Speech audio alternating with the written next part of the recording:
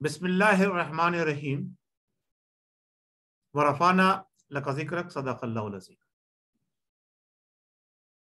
پاکستان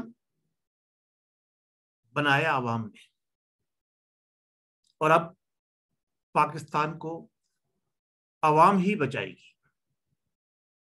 ناظرین، میں آپ کا میزبان احمد ستر قریشی اور آپ کے اپنے پسندیدہ پروگرام جس کو عنوان ہوتا ہے آپ کے سامنے لے کے حاضر خدمت ہوں۔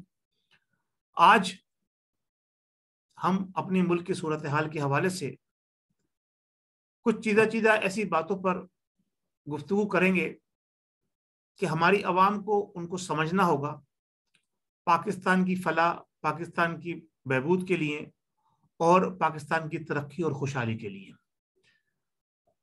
دنیا کے نقشے کے اوپر جب ملک وطن پاکستان مورز وجود میں آیا تو اس کے ساتھ ساتھ ایک کردار تھا۔ وہ کردار بڑا اہم تھا اور وہ کردار لازوال تھا اور وہ ہمیشہ لازوال ہی رہے گا، اور وہ کردار تھا عوام پاک و ہند کا۔ برصغیر پاک و ہند کے اندر جب مسلمانوں نے یہ محسوس کیا کہ اب وہ آزادی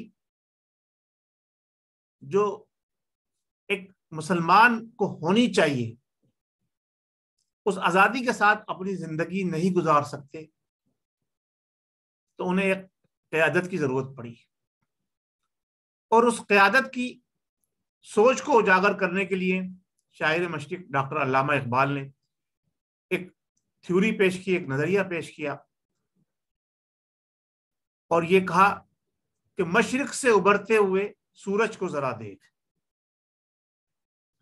دیکھیں، سورج جو ہے نا، جب ابھرتا ہے تو مشرق کی سمت سے ابھرتا ہے، اور جب سے پاکستان بنا ہے ہمارے آنے والے لیڈران بلا تفریق کسی بھی جماعت کے اور مذہب کے وہ مغرب کی طرف دیکھتے نظر آ رہے ہیں، اور جو بھی کوئی آتا ہے وہ مثالیں دیتا ہے مغرب کی۔ تو مغرب جو ہے وہ غروب کی طرف ہے، یعنی مغرب میں صرف جو ہے چیزیں جاتی ہیں غروب ہونے کے لیے اور مشرق سے ابھرتی ہیں۔ اور آپ نے یہ دیکھا ہوگا کہ ایک مغربی پاکستان تھا اور ایک مشرقی پاکستان تھا۔ جب دو لخت ہوئے تو مشرقی پاکستان ابھرتے ہوئے اس کا گروتھ ریٹ کہاں پہنچا ہے اور اس کے ایسڈ اس وقت جو ہے ریزرو جو ہیں وہ کتنے ہیں، یہ ابھی اس وقت آپ کے سامنے ہیں۔ اور ہمارے جو مغربی پاکستان ہے اس کے ریزروز کتنے ہیں یہ آپ کے سامنے ہیں۔ آبادی کے لحاظ سے، رقبے کے لحاظ سے، معیشت کے لحاظ سے اور ہماری عسکری قیادت کے لحاظ سے اگر ہم دیکھیں تو ہم ہر چیز میں ان سے بہت اوپر ہیں۔ لیکن جب ہم بات کرتے ہیں اکنامی کے لحاظ سے تو اکنامی میں مشرقی پاکستان جو ہمارا ساتھ اب بنگلہ دیش کے نام سے پہچانا جاتا ہے وہ ابھر کر اوپر آ گیا، اور ہم جو ہے وہ ایک سطح پر آ کر رک گئے بلکہ نیچے چلے گئے۔ آج میں اپنی عوام کو، اپنے دوستوں کو، پاکستانیوں کو یہ بتانا چاہتا ہوں، سیاسی جماعتیں، مذہبی جماعتیں، اپوزیشن، حکومت اور اسٹیبلشمنٹ، ان میں سے آپ کو خود پہچاننا ہوگا کون پاکستان کے ساتھ مخلص نظر آ رہا ہے، کون عوام پاکستان کے ساتھ مخلص نظر آ رہا ہے، کون نظریہ پاکستان کے ساتھ مخلص نظر آ رہا ہے۔ میں نے جو باہر بیٹھ کے اسسمنٹ کی ہے اور بحیثیت اوورسیز پاکستانی، مجھے کوئی بھی پاکستان اور پاکستانی عوام کے ساتھ مخلص نظر نہیں آیا۔ ہر سیاسی اور مذہبی جماعت جو آتی ہے وہ اپنے اغراض و مقاصد لے کر آتی ہے، اور ان کی تکمیل کے لیے وہ ہر سطح پر جانے کے لیے تیار رہتی ہے، چاہے اس سے پاکستانی عوام کتنی ہی مشکلات کا شکار ہو، چاہے اس سے پاکستانی عوام کی دنیا بھر میں جگ آسائی ہو، چاہے پاکستان کا نام روشن ہو، چاہے پاکستان کا نام جو ہے وہ برے الفاظ میں دنیا میں جائے۔ ناظرین، کبھی ہم بات کرتے ہیں تحفظ ناموس رسالت کی، کبھی ہم بات کرتے ہیں اسلامی فوبیا کی، کبھی ہم بات کرتے ہیں جناب علی گرین پاسپورٹ کی، لیکن کبھی ہم نے کیا پاکستان کی عوام کی بات کی ہے؟ مجھے نظر نہیں آیا. میں یہاں سے بیٹھ کر دیکھنے کی کوشش کر رہا ہوں, بڑی دوربینیں لگائی ہیں, خرطبین بھی لگائی ہے, لیکن مجھے کہیں بھی نظر نہیں آیا, کسی زاویے سے بھی مجھے نظر نہیں آیا کہ کوئی پاکستان کی عوام کی بہتری کی بات کر رہا ہو, چاہے وہ اسٹیبلشمنٹ ہو, چاہے وہ ہماری اقتدار والی پارٹی ہو, چاہے وہ ہماری حزب اختلاف والی پارٹی ہو. کوئی کہتا ہے جناب نظریہ ضرورت کے تحت ہم نے جناب علی پی سی او کے تحت ججوں سے جو ہے وہ حلف لے لیا. کوئی جناب نظریہ ضرورت کے تحت جناب علی اپنے اقتدار کو طول دیتا ہوا چلا نظر آ رہا ہے, اور کوئی کسی بہانے سے کوئی یہ کہتا ہے کہ جناب علی ہمیں بیرونی مداخلت منظور نہیں. سارے کام بیرونی مداخلت کے تحت ہوتے چلے آ رہے ہیں. ایون دین کے ہمارے بڑے بڑے ذمہ دار عہدوں کے اوپر جو لوگ فائز ہیں وہ بھی جناب علی بیرونی دنیا ہی ڈیسائیڈ کرتی ہے کہ جی آپ کا جناب علی عسکری عہدیداروں کا ذمہ دار جو بنے گا وہ کون ہوگا. ان تمام صورتوں میں کیا کبھی آپ نے یہ محسوس کیا ہے کہ جو قائد اعظم کا نظریہ تھا, جو علامہ اقبال نے ہمیں خواب دکھایا تھا, جو 14 نکات تھے, اس پر کسی بھی سیاسی یا مذہبی جماعت کو آپ نے کبھی, چاہے وہ اقتدار میں ہو چاہے وہ حزب اختلاف میں, ان نظریے پر چلتے ہوئے کسی کو آپ نے دیکھا؟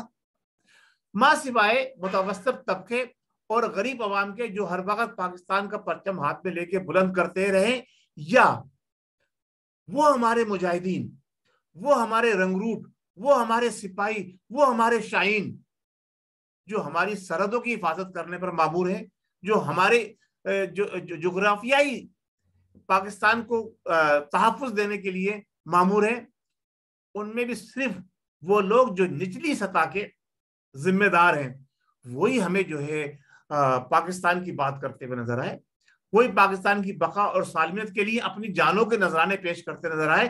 انہوں نے ہی سینے پہ گولیاں کھائیں. کیا کسی سربراہ نے پاکستان کے لیے سینے پہ گولی کھائی ہے؟ ہاں, اپنے نظریے کے لیے بہت سارے لوگ شہید ہوئے ہیں, اور نظریہ ضرورت کے تحت پاکستان کی عوام کو جو ہے استعمال کرتے رہے, اور نظریہ ضرورت کے تحت بیرون ملک اوورسیز پاکستانیوں سے امداد حاصل کرتے رہے. لیکن جب قربانی کی بات آتی ہے, جب دینے کی بات آتی ہے, تو عوام ہی دیتی ہے. صرف اسٹیبلشمنٹ کے ذمہ داروں نے کیا دیا, سرمایہ داروں نے پاکستان کو کیا دیا, جاگیرداروں نے پاکستان کو کیا دیا, اور ہمارے عسکری اداروں کے بڑے بڑے جو ذمہ دار ستون ہیں, جن کی یس اور نو پر پاکستان کا سب کچھ جو ہے وہ داؤ پہ لگا ہوتا ہے, انہوں نے پاکستان کو کیا دیا اور ان کو پاکستان نے کیا دیا. اس پر کبھی عوام نے غور کیا ہے, کبھی سوچا ہے؟ پاکستان جس وقت بن رہا تھا, نہ ہی کوئی عسکری قیادت تھی, نہ ہی فوجی دستے تھے, نہ ہی جناب علی رینجرز تھی, نہ ہی پولیس کی بھاری نفری تھی. کون تھا؟ عوام تھا.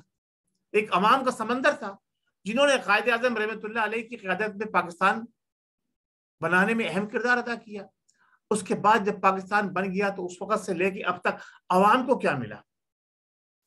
ہر دور کے اندر, ہر حکومت کے اندر عوام کی بے توقیری اس طرح سے ہوتی رہی کہ ان کو ایک نچلے درجے کا ایک معمولی سپاہی بھی بڑے سے بڑے کالج پروفیسر کو جو تعلیم دیتا ہے, جو نسلیں بناتا ہے, جو نسلوں کو سنوارنے کا کردار ادا کرتا ہے, بڑے سے بڑے عالم دین کو جو دین کا درس دیتا ہے, ایک معمولی سا سپاہی روڈ پہ کھڑے کر کے بے عزت کر دیتا ہے. کس لیے؟ کہ اس کی جیب گرم نہیں کی گئی. تو کیا پاکستان اس لیے بنا تھا؟ نہیں, پاکستان اس لیے نہیں بنا تھا. پاکستان بنا تھا عوام کے تحفظ کے لیے, چادر اور چار دیواری کے تحفظ کے لیے, نظریہ اسلام کو فروغ دینے کے لیے. نظریہ اسلام کو اس طرح فروغ دیا جاتا کہ پاکستان اسلامی دنیا کا وہ واحد ملک ہوتا اس کرۂ ارض کے اوپر. کیوں کہ یہ وہ نظریاتی ملک ہے کہ جس کی بنیاد جب پڑی ہے تو اس کی توڑ کے اوپر ایک اور دنیا کے اندر نظریاتی ملک بنا جو یہودیت کے نظریے کی بنیاد پر مورد وجود میں آیا. پاکستان نظریہ اسلام اور مدینے کی ریاست کے طرز پر مورد وجود میں آیا تھا, لیکن ہم ان تمام قدروں کو بھول گئے. آج تک کسی نے بھی پاکستان کے قانون کو اول درجہ نہیں دیا. عوام کو اول درجہ نہیں دیا.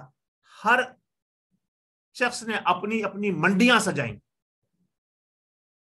کبھی منڈی سجتی ہے زیر اثر ہمارے عسکری اداروں کے, کبھی منڈیاں سجتی ہیں اور پروان چڑھتی ہے ہماری عدلیہ کے اشاروں پر, کبھی منڈیاں سجتی ہیں پروان چڑھتی ہیں کچھ لیڈروں کے چاہنے والوں کے زور کے اوپر. لیکن کچھ چند لوگوں کی 22-23 کروڑ عوام میں سے چند لاکھ لوگ, بلکہ چند لاکھ بھی نہیں, میں کہتا ہوں چند ہزار لوگ, بلکہ میں کہتا ہوں چند ہزار بھی نہیں, چند سو لوگ, بلکہ میں کہتا ہوں چند سو بھی لوگ نہیں, فنگر ٹپ پر انگلیوں پہ گنے جانے والے چند لوگ جو ہمارے اداروں سے مراد صرف ہمارا عسکری ونگ نہیں ہے, عدلیہ بھی اداروں میں شامل ہے, اسٹیبلشمنٹ بھی اداروں میں شامل ہے, وہاں بیٹھ کر پوری 22 اور 23 کروڑ عوام کے لیے مشکلات کھڑی کرتے نظر آئے. کبھی کوئی ریلیف دیتا ہوا نظر نہیں آیا. اگر کسی نے ریلیف دیا ہے تو بتائیے کہ کب, کس دور میں, چاہے وہ دور جمہوری دور ہو, چاہے وہ دور ڈکٹیٹرشپ کا دور ہو, عوام کو ریلیف کس دور میں ملا؟ کس دور میں عوام نے سکون کا سانس لیا؟ کس دور کے اندر ایک گھر کا ذمہ دار شخص خوش اسلوبی کے ساتھ اپنے بچوں کی تعلیم پر توجہ دے سکا؟ آج جو بے راہ روی ملک کے اندر ایک شیطانیت کا دورہ ہے اور ہر آدمی اپنے اپنے حساب سے, اور خاص طور سے میں مرید الزام ٹھہراؤں گا ہمارے ان ٹی وی چینل کے ذمہ داران کو جنہوں نے انتہائی نگیٹو کردار پاکستان کے معاشرے کے اندر ادا کیا ہے, چاہے وہ عریانیت کو پھیلانے میں ہو, چاہے وہ قوم کے ایک تشخص کو توڑنے میں ہو, چاہے وہ قوم کو بگاڑنے میں ہو, انہوں نے اہم کردار ادا کیا ہے. آج سوشل میڈیا کا دور چیخ چیخ کر کہہ رہا ہے کہ یہ ملک وطن پاکستان جو پاکستان کی عوام کے لیے بنا تھا, پاکستان کی عوام کو تحفظ دو, سکون دو, خوشحالی دو, ڈسپلن دو, اور آرام سے جینے کا حق دو, کھلی فضا میں سانس لینے کا حق دو, سکون سے گھر کے اندر روشنی کے اندر بچوں کو تعلیم حاصل کرنے کا موقع فراہم کرو. لیکن یہاں 22 گھنٹے کی لوڈ شیڈنگ, 20 گھنٹے کی لوڈ شیڈنگ, یہاں جناب علی عدم تحفظ, رات کو سوتے میں لوگ جو ہے گھروں میں کود جائیں اور ماؤں بہنوں اور بیٹیوں کی جناب علی عزت کو تار تار کریں. ایک طرف یہ ہو رہا ہے, دوسری طرف سرحدوں کے اوپر کیا ہو رہا ہے وہ آپ کے سامنے ہے. جب سے پاکستان بنا ہے پاکستان سکڑتا گیا ہے, سکڑتا گیا ہے, سکڑتا گیا ہے, اور پاکستان کو ٹکڑوں میں بانٹنے کی باتیں شروع ہو گئی. لیکن نہ ہی ہمارے اداروں کے کان جاگے, نہ ہی ہمارے ذمہ داروں کی جناب ذمہ داری سامنے نظر آئی, نہ ہی عدلیہ ہماری کچھ بولتی نظر آئی. کیا کب تک عوام ان ظالموں کے ظلم کے تحت جیتی رہے گی؟ کیا ہم آزاد ہیں؟ ایک آدمی نعرہ لگاتا ہے کیا ہم غلام ہیں؟ آج میں یہ پوچھ رہا ہوں کیا ہم آزاد ہیں؟ ریاست پاکستان کے قانون کے تحت ہم عام شہری کو زندگی گزارنے کا حق حاصل ہے؟ نہیں ہے. کیوں نہیں ہے؟ اس لیے کہ ہمیں قانون کو پڑھایا ہی نہیں گیا, ہمیں قانون کو سمجھایا ہی نہیں گیا. ہمارا رائٹ, ہمارا حق, عوام کا جو حق ہے وہ آج تک عوام کو دیا ہی نہیں گیا, اور نہ ہی کسی نے بتایا, نہ کسی مذہبی لیڈر نے بتایا, نہ کسی سیاسی جماعت نے چاہے وہ اقتدار میں ہو تو بتایا, نہ کسی سیاسی جماعت نے جو حزب اختلاف میں اس نے بتایا. سب اپنے اپنے راگ الاپتے رہے. کسی نے کوئی نعرہ دیا, کسی نے کوئی نعرہ دیا. میں ان نعروں پر نہیں جانا چاہتا, میں صرف آواز عوام سے یہ بات کہتا ہوں کہ آئیے آپ نے ملک مل کر یہ ملک بنایا تھا, اب آپ ہی ملک مل کر یہ ملک بچا سکتے ہیں. آپ کو ہی کردار ادا کرنا ہوگا, عوام نے ہی کردار ادا کرنا ہوگا, اور انقلاب برپا کرنا ہوگا. نہ ادارے ہمیں نظر آتے ہیں مخلص, نہ ہمارے اسٹیبلشمنٹ ہمیں مخلص نظر آتی ہے. نہ ہی ہمارے سیاستدان ہمیں مخلص نظر آتے ہیں، چاہے وہ اقتدار میں ہو چاہے حزب اختلاف میں ہو. تو پھر پاکستان کے ذمہ دار کون ہے؟ پاکستان کا ذمہ دار پاکستان کی عوام ہے. عوام کو متحد اور منظم ہو کے یہ بات اداروں تک پہنچانی ہے، یہ بات ذمہ داروں تک پہنچانی ہے، اور یہ کام اب عوام نے کرنا ہوگا. جو چور ہے وہ چور ڈاکو ہے، جو لٹیرا ہے، جو پاکستان کا دشمن ہے، جو پاکستان خلاف بات کر رہا ہے، جو عدلیہ کے خلاف بات کر رہا ہے، جو عسکری اداروں کے خلاف بات کر رہا ہے، جو عوام کے خلاف بات کر رہا ہے، جو لڑائی کی بات کر رہا ہے، جو امن اور سکون کو غارت کرنے کی بات کر رہا ہے، جو انقلاب کی خونی انقلاب کی بات کر رہا ہے، ہمیں اسے پہچاننا ہوگا اور ہمیں ایک اندر سے ریولیشن لانا ہوگا. سب سے پہلے اپنے آپ کو درست کرنا ہوگا، پھر ہم نے جو سچائی اور حقیقت ہے اس کو عوام میں پھیلا کر اور عوام کو شعور دینا ہوگا کہ کیا صحیح ہے کیا غلط ہے، کیا عوام کے رائٹس ہے. جو لوگ کروڑوں اربوں روپے کے، بہت ساری اعداد و شمار سامنے ہیں، چند ہزار لوگ اربوں نہیں کھربوں روپے کا بجٹ سال کا کھا جاتے ہیں. غریب عوام سے وہ پیسہ ٹیکس کی مد میں وصولا جاتا ہے اور مہنگائی کر کے پیٹرول، آٹا، گھی، چینی کی قیمت بڑھا کر ان سے یہ وصول کیا جاتا ہے. اب یہ وصولی ختم ہونی چاہیے، عوام کو ریلیف ملنا چاہیے. جو لوگ چپلیں پہن کر، ان کو چپلیں بھی برابر کی نصیب نہیں تھی، جو لوگ سائیکل خرید نہیں سکتے تھے، جو لوگ کار نہیں خرید سکتے تھے، جو لوگ لینٹر کی چھت والا گھر نہیں بنا سکتے تھے، آج وہ بڑے بڑے محلات میں رہ رہے ہیں، ہیلی کاپٹرز اور جہازوں کے مالک ہیں. عوام وہیں پر کھڑی ہے. تو وہ سرمایہ دار، جاگیردار، اب ان کو یہ چاہیے کہ اب ان کے جو کچھ وہ پاکستان نے ان کو دیا ہے اب وہ پاکستان کو لوٹائے. خدارا عوام کو ریلیف دیں، عوام ہوش کے ناخن لے، عوام سمجھے کہ اس کے ساتھ ظلم کس سطح پہ ہو رہا ہے اور کون کون اس ظلم میں برابر کا شریک ہے. میرا آج کا تجزیہ یہ کہتا ہے، میرا آج کا بھی بلاگ جو میں آپ کے سامنے پیش کر رہا ہوں، میں جس نتیجے میں پہنچا ہوں، نہ ہی اسٹیبلشمنٹ، نہ ہی ہمارے ادارے، نہ ہی ہماری اپوزیشن، نہ ہی ہمارے حکمران عوام کے ساتھ اور پاکستان کے ساتھ مخلص نہیں ہے. سب اپنے اپنے 1.5 اینٹ کی جو انہوں نے مسجد بنائی ہے اس کو جناب علی وہ اوپر لے کر جانا چاہتے ہیں، اور کسی کو عوام کا کوئی غم اور فکر اور خوف نہیں ہے. کسی کو پاکستان کے ٹوٹنے کا درد نہیں ہے، کسی کو پاکستان کے بکھرنے کا درد نہیں ہے، کسی کو عوام کی بدحالی کا درد نہیں ہے، کسی کو عوام کی بے سکونی کا درد نہیں ہے، کسی کو عوام کی بے چینی کا درد نہیں ہے. لوگ خودکشیاں کرتے ہیں، کرنے دو. لوگ مرتے ہیں، مرنے دو. اگر مدینے کی ریاست کی بات کرتے ہیں تو تصور یہ کیا جاتا ہے کہ اگر فرحات کے کرانے کتا بھی پیاسا مرے گا تو خلیفۃ المسلمین کے اوپر اس کا جناب علی جو ہے وہ جواب دینا ہوگا. یہاں لوگ ہمارے پاکستانی اپنی اولادوں کے ساتھ خودکشیاں کر رہے ہیں بھوک اور افلاس کی وجہ سے. حکومت کے کانوں پہ جو نہیں رینگ رہی. بڑے بڑے حادثات ہو جاتے ہیں، کوئی ان کو پوچھنے کے لیے نہیں جاتا. تو اس کا مطلب کیا ہوا؟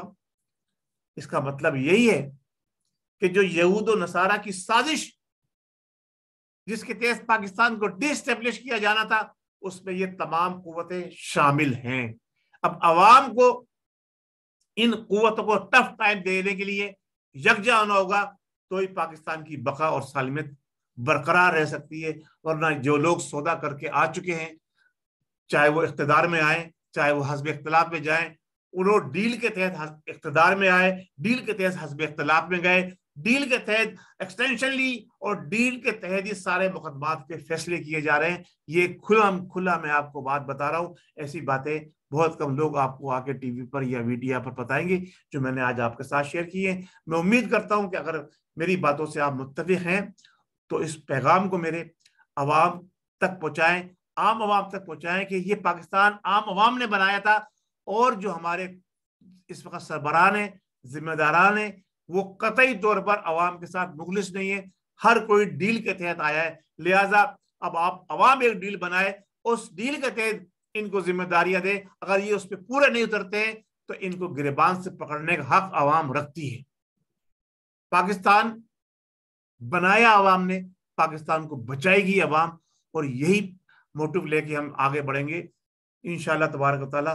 کامیابیاں اور کامرانیاں پاکستان کا مقدر بنیں گی۔ بہت شکریہ، السلام علیکم ورحمۃ اللہ وبرکاتہ۔ پاکستان زندہ باد۔